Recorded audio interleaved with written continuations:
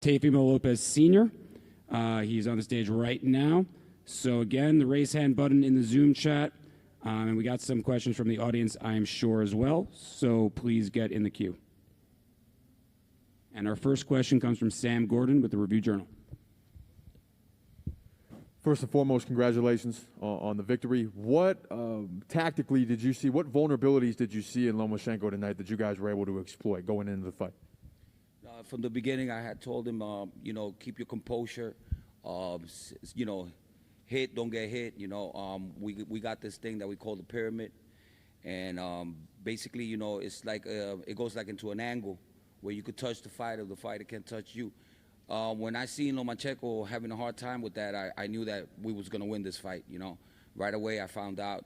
I got to give a lot of respect to Lomachenko for taking those big shots, early on into the fight, and he wanted to win. He just couldn't figure out my son.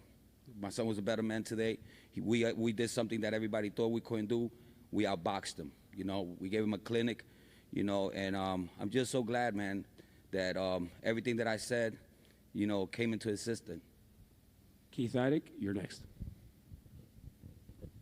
Congratulations on the big win. Thank you. Welcome. Lomachenko came back a little bit in the second half of the fight. He mounted a comeback, and he was much more aggressive in the second half. Was there any concern on your part that he was winning rounds at that point, or did you feel heading down the stretch that you were ahead? Well, I really didn't see him winning any rounds because, to me, my son was hitting with the biggest shots. He was playing dirty in there. He was trying to headbutt him.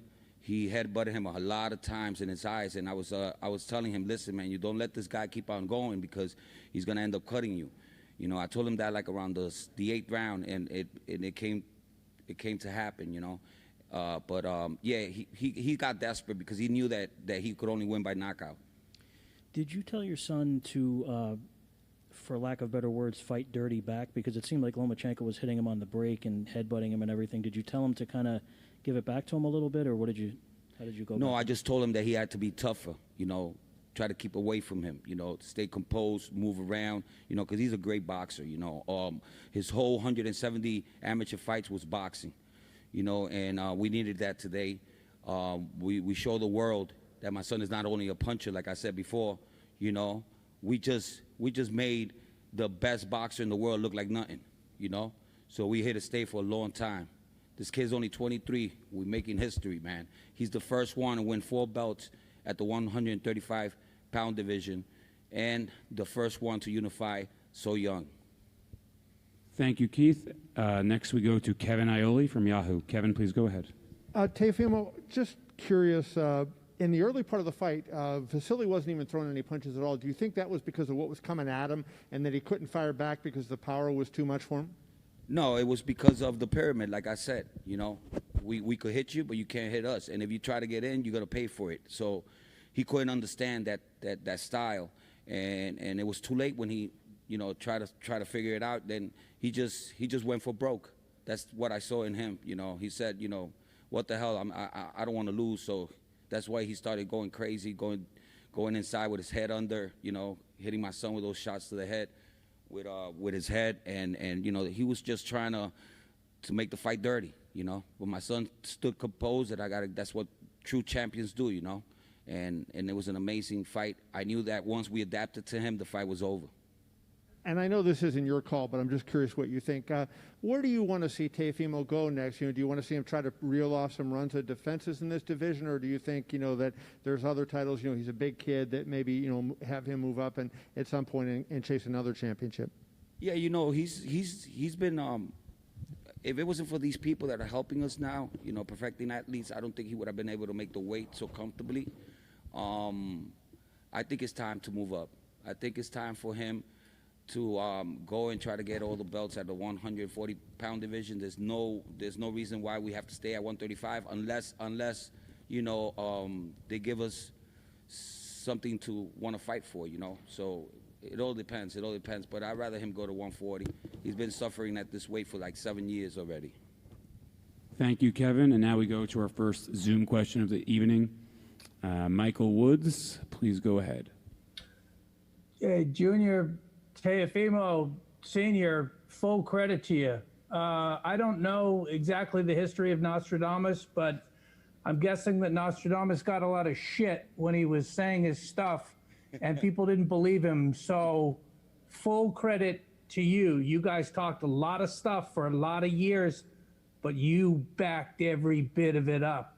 So props to you, man. You're a little bit, Brooklyn style, and it rubs people a certain way, but props to you.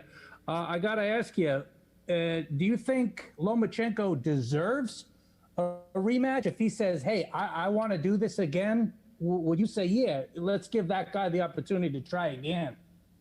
I mean, if the fight would have been closer, maybe, I wore my lucky hat today.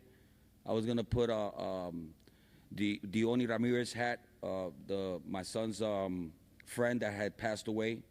But I told my son, you know what, I'll put the shirt on and I want to go in there with my Nostradamus hat. I felt like I think I made the right decision of wearing this hat, because we've been winning a lot of fights like this, I was not nervous at all. I was anxious. I was very anxious the whole day today. I just wanted it to be over with, I just wanted to shut everybody up, and I knew it, my son has always been with me. I know what he could do. I know what he cannot do, so from now on, I just don't want nobody to doubt him no more, He has suffered so much, like he never gets what he deserves. Let's see what happens now. Thank you for that doctoral dissertation, Michael. Next, we go to Sean Zattel. Man, I'm so happy. Hey, Teofimo, congrats for your son, man. Great performance. Did anything surprise you about this fight? I mean, you've called it for a few years now. Anything surprise you tonight? Of course not. I know what I got. I didn't start it when I said we were going to beat this guy up. The only thing that I was surprised was he took those shots really good, and I got to give it up to Lomachenko. He's a strong fighter. That's why he's got 2 gold medals, 400 fights. The guy has been there with everybody's style, but he never fought a guy like my son. Out of those 400 and something fights that he had, my son, had the kryptonite for him, and tonight we showed it. Thank you very much. And next we go to Mike Coppinger from The Athletic. Congratulations. It's funny, right? Everyone knows you as a guy who's really excitable, and I've never seen you this composed. Are you finding clarity? Listen, when I got Lomachenko, I don't need to do all that stuff, that nonsense. I wanted him. Once I got him, that's it. It's over. I wanted him in the ring. I wanted the opportunity, and God gave it to me. I knew that. That's why I knew we was going to be successful, because what we went through to get this fight is almost impossible. It's been well documented how much you've gone through, how much you've sacrificed, all the turmoil. Is it all worth it now, everything you've sacrificed, to be here at this moment, undisputed lightweight champion? Man, I'll do it again. I have no regrets. I'm happy to get my son to where we wanted to go, and this is just the beginning. I know my son. He's not content yet. He wants to do better, bigger things. He wants to be pound for pound the best fighter in the world, and he's gonna be pound for pound real soon. And you mentioned 140 pounds. There's a lot of guys at 135 that are close to moving up as well. Ryan Garcia, Devin Haney, even Gervonta Davis, could be a 140 in the future, I suppose. What do you think is going to be the mega fight for Teofimo Lopez in the future? All of them. But these guys, they gotta do their thing. You know what I'm saying? We've been doing our thing. We don't go backwards. I told my son, we're not in the sport to go backwards. So these kids, they gotta do their thing, so they could come up to us and step up to the plate. I don't want none of them losing, because those are mega fights. Hey, but look, you're wearing the hat, Nostradamus. Pick one fight. What is the mega fight in the sport? Teofimo Lopez versus who in a couple of years or next year? I don't even know. Devin Haney? I would say Devin Haney. Thank you, Mike. And we go back to resume calls. Marcos Villegas from Fight Hub TV. Marcos, please go ahead. Thanks, Evan. Congratulations, Senior. I think all of us that have interacted with you remember you telling us that your son would beat Lomachenko 2-3 years ago whenever we would see you at the fights.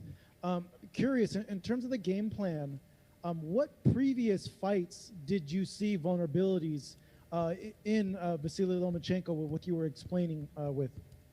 Well, I saw all the fights with Pedraza, Linares, you know, and I saw something with Lomachenko every time he stepped in to the sides. He couldn't do that with my son because my son had him like double stepping back, and he couldn't go to that side the whole night. We took that away from him. From the moment that I knew he couldn't do that, I knew that we had him. You know, we just we stopped him from doing everything that he's comfortable in there with. You know, he's used to fighting fighters that have their hands up. You know, so it's easier for him to get inside the pocket and do his work. So I was watching a lot of videos. Every time he would jump in, I told my son, you got to hurt him to the body. You got to hurt him to the body. And we stood chasing the body the whole night, you know. And I think that hurt, you know, he was hurt a lot of times. A lot of times he was ready to go. You know, I think my son could have finished him. He decided not to. But I like it because, you know, he gave him a whooping. And that's what we said that we was going to do. Thank you, Marcos. Just a reminder, anybody wants to ask a question in the Zoom, please use the raise hand mechanism on the Zoom chat, and I will get to as many people as possible. Teofimo Jr. should be joining us soon, but while we wait, we have a couple more questions for the trainer, the father. Hold on one second. I told you, Kevin, a long time ago. My son was the best in the world. I remember. Next, we go to Miguel Maravilla. Miguel, please go ahead. Hey, first of all, Senior, congratulations, man. Was Thank there you. any concern going in late to the fight? Was there any concern as far as before the scorecards were read, you know, being that Vegas is Vegas? Yeah, man, but it was a shout out. You know, it was like there was no way we could have got robbed with this fight. You know, even though they had it at 116, 112, one of the cards, I thought that was ridiculous. You know, I think the right score was 119, 110. I could give him that. You know, I think that judge was watching the fight that he was, you know, the fight that we had today. I think that he had the best score. You know, but no. Not at all. Not at all. I wasn't. Okay, next we go back to the press assembled here in the press room. Sam Gordon, Review Journal. Sam, please go ahead when ready. As clinical of a performance as you guys put forth tonight, was there anything that, you know, moving forward you think he can build upon or do better? Anything that you thought that, I guess, any mistakes that you felt that were made that you guys can improve on going forward? Oh, a lot. We got to improve way more. You know, there's a lot of things that he didn't listen to me in there. A lot of stuff that I want him to do more that's going to make his fights easier. And we're going to work on it, you know. Next camp, you know, I'm just going to I have to make him do the things that I tell him to do, you know, because there was times in there that he had him, and I would tell him to shift. You know, that's something that we do to finish the fighter, and he has so many opportunities to do it, but he decided not to. But anyway, I'm happy because he gave this guy a beating, you know. He's going to feel it tomorrow. Say the score that you thought was the closest. You mean 119, 109 because it was a Oh, woman? it was 109? Yeah. Yeah, it was 119, 109, but it Yeah. was a woman, you said. I just wanted to make sure. Julie Letterman was She's the one that got it right. You know, I thought that we were so much ahead in the fight. I mean, going into the 8th round, I told him, yo, you won every round. This guy could only stop you by knocking you out, so just be careful, stay composed, you know. He's going to try to take you to deep waters, you know, so just be careful, you know, and watch your head because he's trying to hit you with his head, you know. He's trying to, headbutt you, so just be careful, you know. And I told him, you know, you're going to get cut. This guy's going to cut you, you know. Let's take him out, man. Take him out. Don't let him do that to you. And it happened, you know, but it's okay. You know, I'm happy. It's the best way we could have won. It's better than knocking this guy out because now the world knows that this kid's the best boxer out there and puncher. And next we go back to Zoom with Steve Kim. Steve, I know you have something to say to Senior. Steve, please go ahead. Tio, what's going on? I told you, baby, the takeover. Yeah, I have a question, 2 questions. Number one, how much vindication do you feel over this victory? Man, I'm 100%, man. Vindication. I mean, I started this with my son, with nobody around me. He was a little kid. He was only 4 years old when I started this mission. You know, it took us a long time, 18 years, man, but we're here. I'm so happy. I don't know. I have no words to explain, man. I was walking around and I was like trying to pinch myself, make believe like, am I dreaming, man? Don't wake up. You know, I was so excited. But yeah, man, I feel really happy for accomplishing this. But this is only the beginning. And Teo, my other question is this: I know the last couple of camps, you guys have gone away to Flemington, New Jersey, and I know your son has said it's more structured. And you guys have your own private camp. It's not like when I visited you guys last summer, which was a little bit crazy. In your view, how much of a difference has that made going to camp where he wants to be and you're both comfortable? Oh man, Flemington is beautiful. All dog boxing, you know, is an amazing gym, amazing people, Bill, everybody there, the whole staff, Heidi, his wife, everybody was taking care of us, making sure that everything was there, equipment, everything clean, sanitized. So we had a great camp, and we might do it again over there. You never know. All right, Teo, thanks. By the way, I think you're going to sleep with that WBC belt on tonight. That's the feeling that I'm getting. Yo, Good night, time, man. About time, man. How long did I wait for this, Everybody about Papachenko here, Papachenko there. I told everybody, all that stuff that they do, man, is just to hype everybody up, I already knew it. So, as long as I know it, I don't care who says what, But now, I just want Papachenko to go back to Ukraine and give his son a couple more dance lessons. Thanks, guys. We got a couple more for Senior. And we move to Cameron Wolf from ESPN.com. Cameron, please go ahead. Hey, what's up, man? I had a question. I mean, there was a lot said in the Blood and Sweat series about your relationship with Teo. He got emotional at one point. I wanted to get your view on maybe that and what your relationship with him is and maybe how this win could help that. Well, listen, man, if it would have been the other way around, it would have been Lomachenko and his father, nobody would have said nothing. I mean, everybody's not going to be in love with each other, every day. People have problems, and me and my son fix these problems. I'm over here with him and his wife.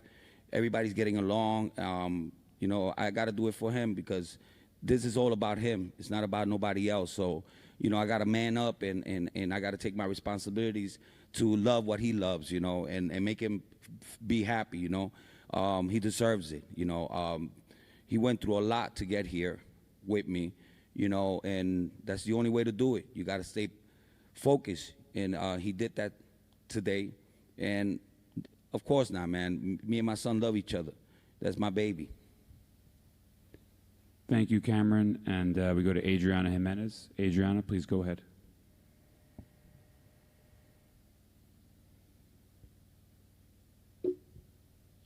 Hola, Teofimo, ¿te puedo preguntar en español? Sí, claro. Después de varios años, hay un campeón centroamericano, tu hijo poniendo en alto el nombre del boxeo latinoamericano, centroamericano.